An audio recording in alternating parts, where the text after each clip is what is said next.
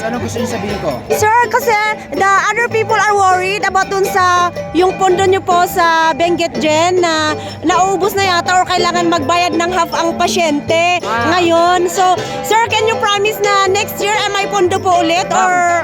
Ganito, Yes, sir. yung pondo natin sa Benguet Gen, ino-audit tayo ngayon kasi yung mga iba hindi na dumadaan sa PhilHealth.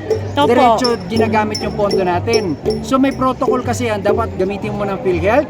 Yes, gamitin sir. mo ng senior. Yung mga iba siguro minsan baka tinamad na pumunta ng PhilHealth, nagmamadali, pumunta sa atin. So ngayon yung DOH, ino-audit tayo. May pondo pa tayo pero on audit tayo ngayon. But para Yes, po sir. sa akin ng DOH, come January 1, 2024, finish or not finish, ibabalik nila yung pondo sa atin.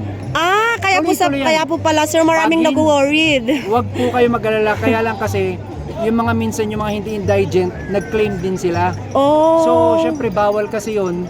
So ngayon, ino-audit tayo ng DOH ngayon. So next year, January, ay January. parang maibabalik yung dating ano. Tuloy-tuloy yan, basta hanggat nandito ko. Ngayon kasi in-audit tayo, kasi una-una nga, yung mga hindi indigent, nag-claim din sila. Oh, yes, sir. So, syempre, na-red flag tayo ngayon ng DOH. Oh.